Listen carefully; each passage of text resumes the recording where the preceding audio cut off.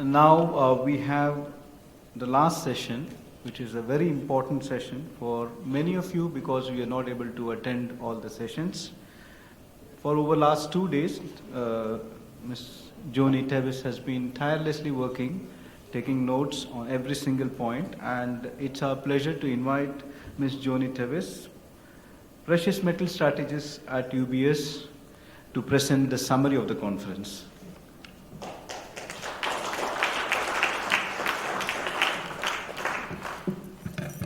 Sorry, I have to, I actually wore my heels today so I could reach the podium, but it's still a bit too high. Good afternoon, everyone. It has been a jam-packed couple of days of meetings and having to absorb all this information in the sessions. So I have been tasked to summarize this year's conference. This has meant that, some of you may have noticed I have planted myself on table 5 and have not moved and have been writing furiously the last couple of days. And just to prove to you, if you look at this is the amount of notes that I've taken throughout. So thank you to all the sponsors for providing notebooks in the delegate kit.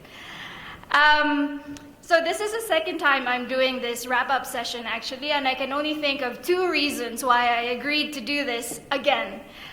First is that it is very difficult to say no to Albert, and that's just a fact.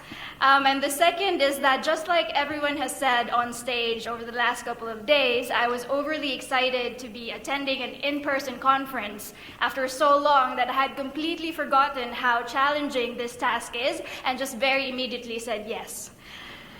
So I can now only hope that you are all still very excited to be here meeting everyone face to face, such that 1, it won't really matter what I will say the next few minutes, and 2, you will also very quickly forget what I will say.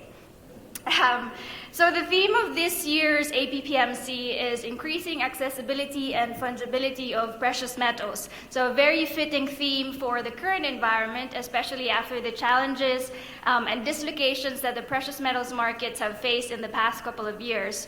The increasing role of gold and precious metals more broadly in investor portfolios highlights the importance of 24/7 market accessibility across various channels and for more harmonized products. This also raises the question of how gold and precious metals can evolve in the world of fintech and digital assets amid shifting preferences of the next generation of market players and investors. Mr. K.L. Yap's welcome address set out this theme clearly from the onset and gave us an overview of what we can expect from the sessions for the rest of the conference. KL sounded optimistic about the future, the growth in the region, and one thing that stood out to me was the initiative to have an Asian gold reference price showing the discount or premium of kilobars. So as an analyst, the potential to have that data readily available sounded quite exciting to me. Just in an attempt to piece together all of the discussions that we've had in the sessions, allow me to first offer sort of a broad summary using 3 words. First word is unprecedented, and I borrow this from our keynote speaker, Mr. Sin Beng Ong. The experience over the last couple of years was definitely unprecedented. This has led to conditions that we have never seen before, or for many, or for some of us, not seen in their lifetime. This has meant that we as an industry have had to face lots of new challenges and uncertainties, and therefore have had to adapt and figure out a way to navigate them. This brings me to the next word, which is resilient. Us sitting here today and the many meetings that have gone on throughout the past couple of days to try and look for synergies and ways where we can work together to grow our businesses are testaments to the precious metals market's resilience. A common theme among many of the presentations highlighted not just that the global pandemic caused a dip in GDP, a dip in volumes, a decline in sales and revenues, but more importantly, that these have all recovered from the lows in the aftermath. The market has seen dislocations, but it has endured. And the final word is optimistic. Perhaps maybe cautiously optimistic, given the continued uncertainty that we face with the ongoing recovery from the pandemic, the lingering geopolitical fears, but hopeful nonetheless. Developments in terms of provenance and integrity, responsible sourcing, sustainability, and ESG goals are moves in the right direction for the market, and the continued dialogue around these topics allow us to look forward to the future of the industry. Technology can help us towards these developments, as well as allow the market to evolve into the digital world. Updates on the various ASEAN gold markets detailed some positive changes as well, and increasing regulatory support that should help the region continue to grow and develop. Although some of these shifts may take time to play out, at the end of the day, slow and steady always wins the race. So, delving a little bit into some of the highlights of each session, following the warm welcome from our SBA chairman, we kick off with not one, not two, but three special addresses. Starting off with Mr. David Tate from the World Gold Council. He walked us through the WGC's regional initiatives and vision for the gold market as a whole. David's detailed discussion on the WGC's initiatives, such as the responsible gold mining principles and its collaboration with the LBMA with regards to the implementation of a global system of gold bar integrity, provenance, and chain of custody, then ties in nicely with the next speaker, Ms. Sakila Mirza from the LBMA. Sakila went on into further detail on this initiative, and we can look forward to the results of the pilot and the lessons learned sometime in Q3. She also summarized for us the LBMA's 3-year strategic plan, covering the 4 key areas: responsible sourcing, physical market enhancements, financial market enhancements, and communications and engagement. And I think one key takeaway from everything that Sakila said was that the LBMA wants to get as much feedback on its strategy and initiatives and ask for everyone to really get more involved. We then had Mr. Nick Frappel, Global Head of Institution Markets at ABC Refinery, who emphasized the importance of information as a way to increase accessibility. Investors need information in order to navigate these markets. Information on the market, information on macro factors, and education about product offerings. Initiatives based on their own experience is to provide retail customers with regular updates, including a podcast, The Pod of Gold, which I think is quite a clever name for a podcast. Then the keynote speech by Mr. Sin Beng Ong, Chief Economist for Emerging Market Asia and ASEAN for JP Morgan, helped put into context the current macro backdrop, especially for the region. As mentioned earlier, I took the word unprecedented from his speech, as I think it is such a good word to really summarize our recent experience. So a few key takeaways from the keynote speech. Firstly is that EM Asia exports are likely to come down, which implies weaker Asian currencies versus the dollar. Inflation is likely to come down, but the risks are very much to the upside. Inflationary pressures include high fuel costs, wage increases, rising input costs, and the risk of physical commodity shortages. This high inflation suggests real rates should stay negative based on their view. And the risk is that we're actually already in a stagflation. We're in a scenario where growth is slowing and inflation is high. And given the Fed's quantitative tightening, there is a risk that there is going to be an accident along the line. He didn't really say what this could all mean for gold and the precious metals market, but I think it was a great way to put into context where our markets are at the moment. Moving to the panel session moderated by Mr. Albert Cheng, I completely agree with him that this session tends to be one of the favorites in the conference. It is always very, very interesting to hear about market updates across the region. Mr. Iskandar Simorangkir, Deputy for Macroeconomic and Financial Coordination under the Government of Indonesia, brought us up to speed with the recent and upcoming changes in the Indonesian government, in the Indonesian gold market. The removal of the 10% VAT, for instance, the establishment of bullion banks to support jewelry industry that we can look forward to, and how bullion banks are going to sit at the core of market reform. And this will be, however, this will be done in a gradual process. This was then followed by an update from the jewelry industry perspective provided by Ms. Jennifer Herianto, CEO of SKK Metals, and interestingly, also one of Forbes 30 Under 30. Jennifer gave some further details on recent regulatory changes in Indonesia, such as the establishment of a national standard of gold content to help protect consumers, and 2 more regulations coming down in the pipeline.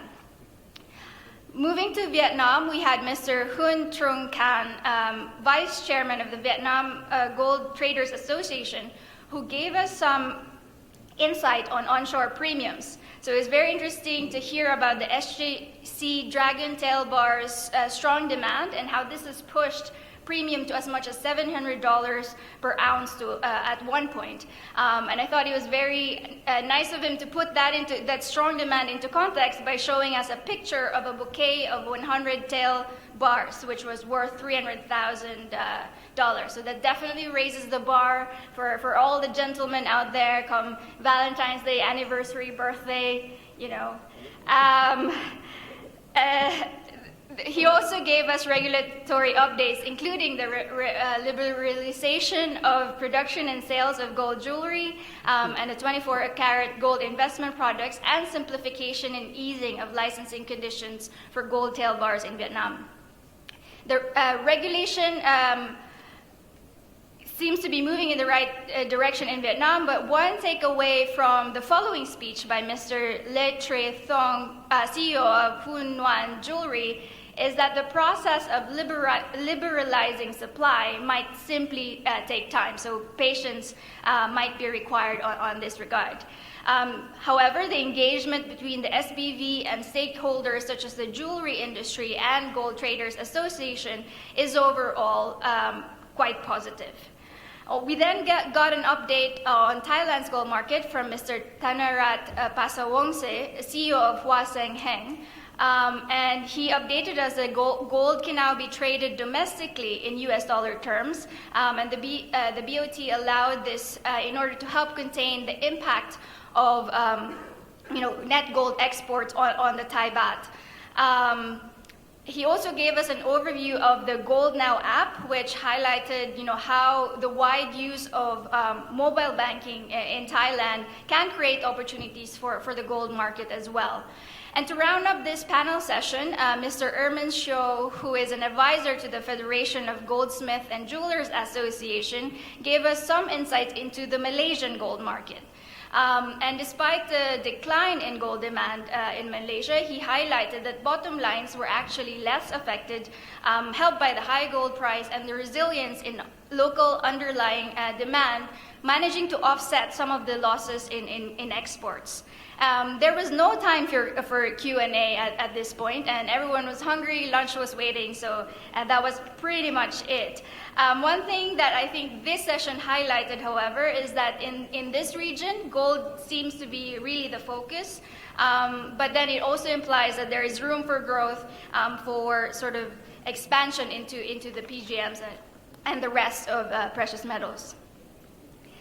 The afternoon session yesterday then kicked off with a launch of Gold Zip from Mr. Brian Fung and Mr. YK Go. It was interesting to get details of this digital gold token backed by Gold Zip eligible gold bars, which is the first physical gold-backed token issued by an exchange-related issuer. The second panel session then was led by Mr. John Levin, head of Commodities APAC for TD Securities, and it focused on discussing various strategies to increase precious metals accessibility.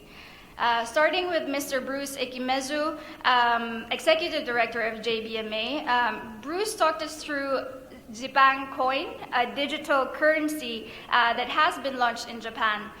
It is still in its early stages. Volume is not yet that large, but there are further developments in the pipeline, including launching similar products for other commodities as well.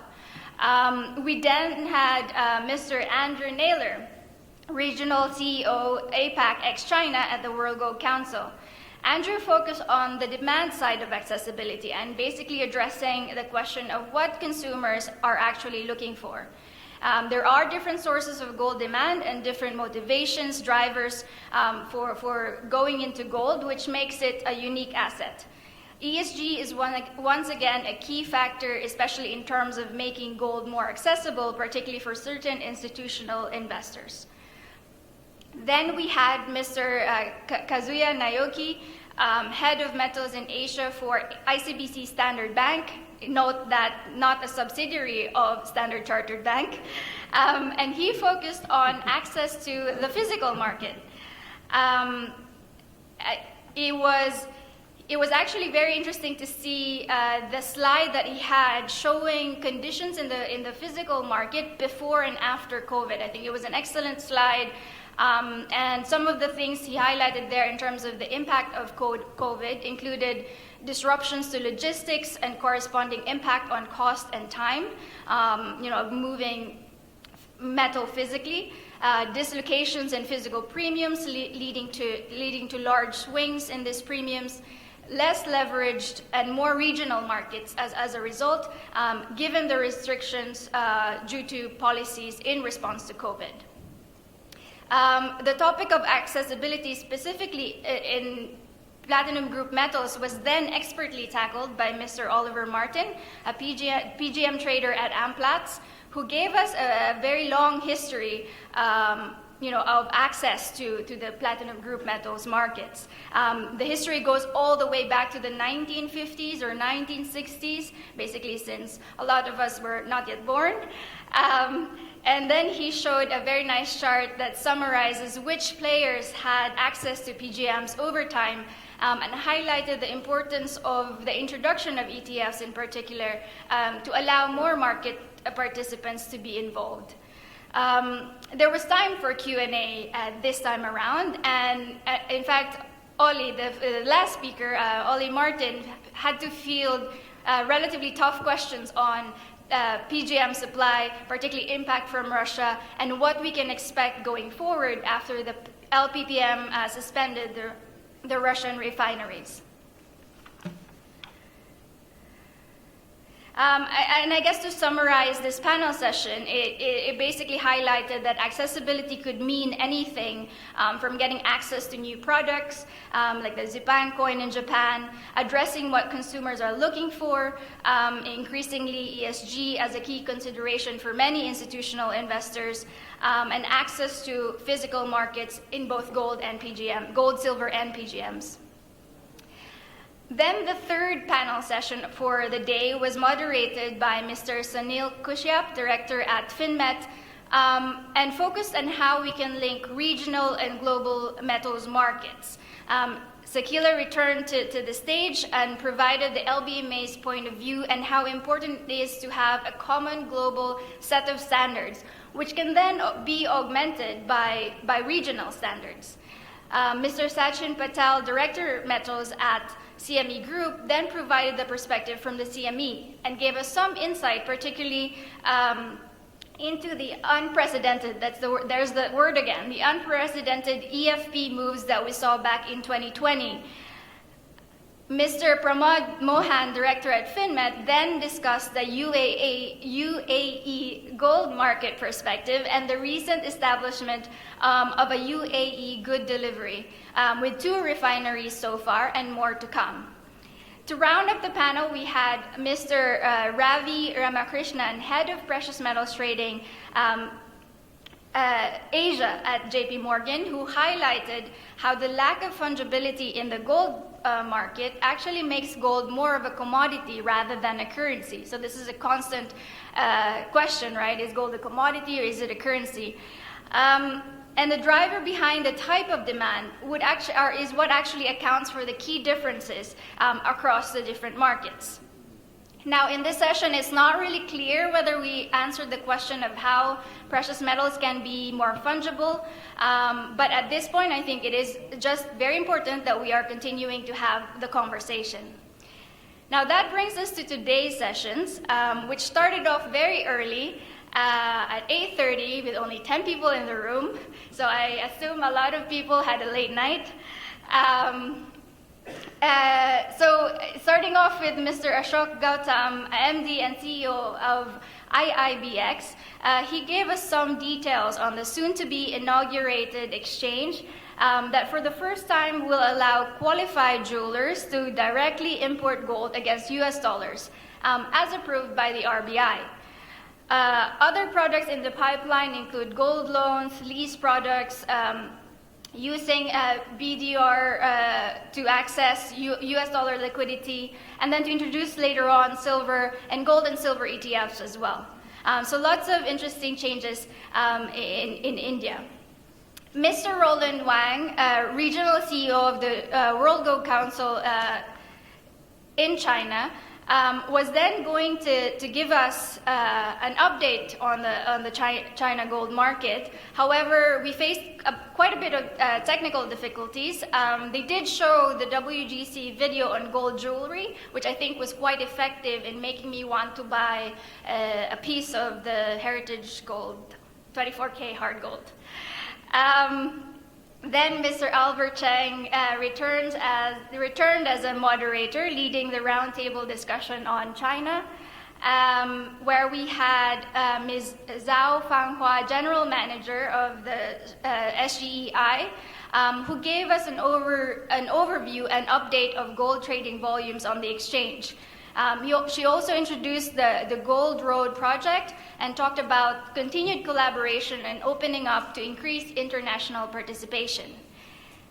Ms. Tracy Yan, Market and Strategy Development at SGEI, then gave us further details and plenty of statistics highlighting how large the Chinese gold market is in context of the global gold market, and therefore how important it is in the context of the global gold market. She gave us more details on the Gold Road initiative, which encourages international entities to work with counterparts in China through the SGEI.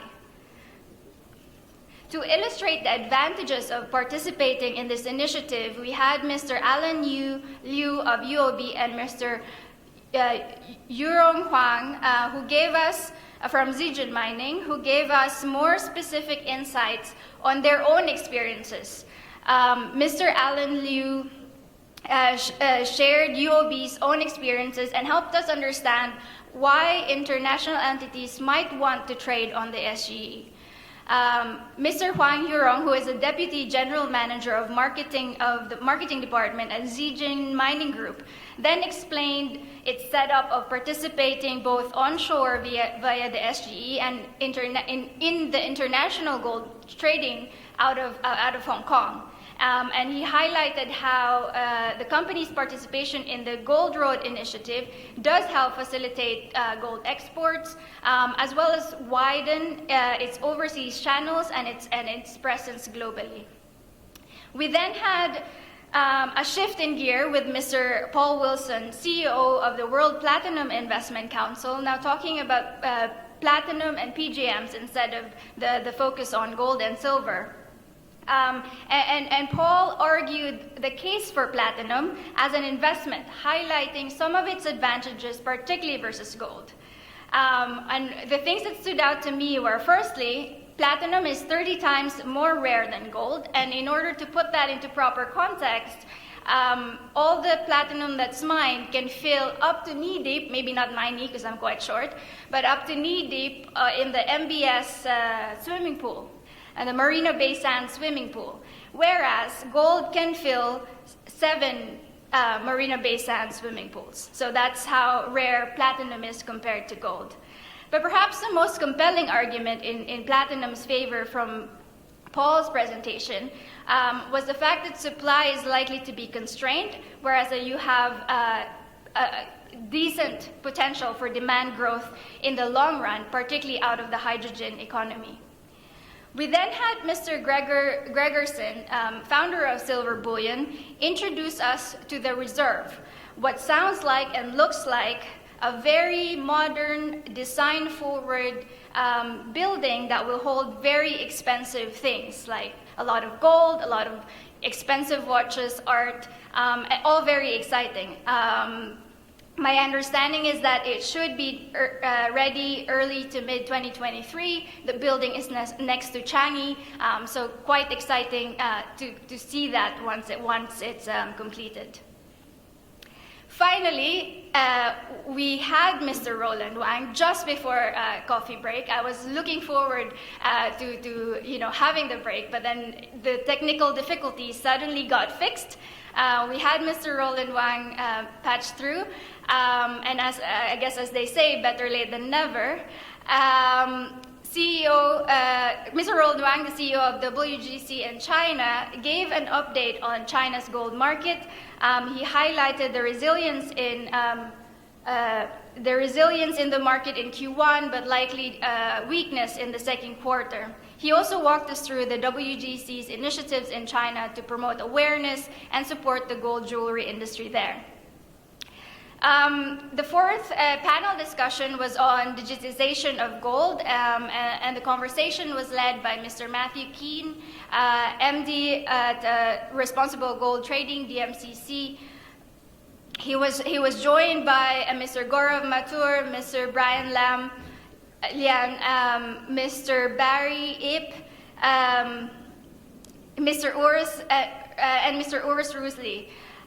What stood out was how digitization of gold seems to depend really on the target market, whether you're more on the upstream or talking more towards investors, institutional investors, wherein the focus would be more on the provenance, ESG, and having a trusted, harmonized platform where you can get all the data, which Urs talked about, or whether you are more on the downstream, more on the consumer end, focused on sort of having a user-friendly setup, having convenience, access to affordable prices, the visibility, and also it depends on the market, whether you're talking about markets like India and China, which is very much focused on having, eventually having physical delivery. And these were the points that were very clearly made by Brian and Gaurav. And then finally, in terms of what Simon was talking about, making the distinction between primary issuers of these gold tokens or digital gold assets versus having a secondary market where these can then be traded. The fifth and final panel was packed with information and kicked off with the launch of the Gold Focus for 2022 by Mr. Nikos Kavalis of Metals Focus, and a presentation by Ms. Rona O'Connell of StoneX on the global platinum and palladium market trends. Now, I will not be very detailed in my recap of these two sessions because they literally just happened, and I think you were all here when it did. So just a few things that, I guess a few comments on that session and the panel that followed is that I think it was a great opportunity to have perspective from different market participants. We had a refinery, we had a bullion dealer, a perspective from investors from Trevor and Bruce, and also it was really good to have the outlook, hearing and the price outlook for the precious metals markets.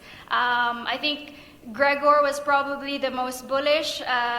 Gregor and Bruce with a 2000 year-end target for 1950 to 2000 year-end target for gold.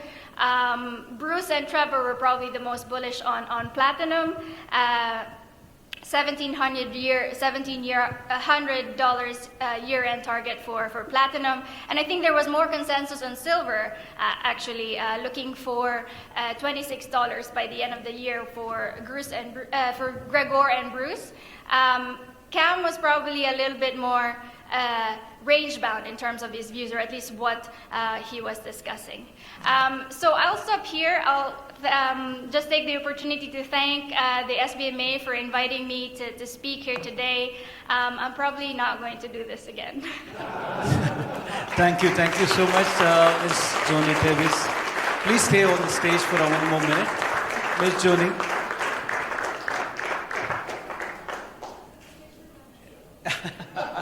No, we will have somebody. May I request Mr. Albert Chang to come on stage and present a token of our appreciation for the wonderful job done by Miss Joni Teves.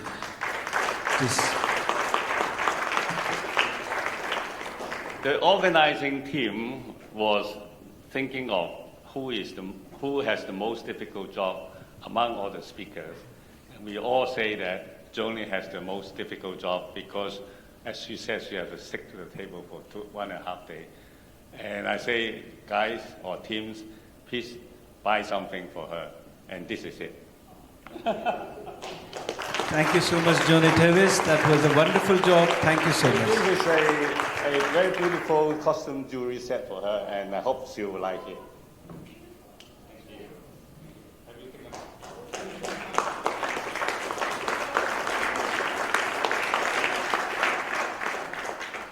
Thank you very much. Thank you.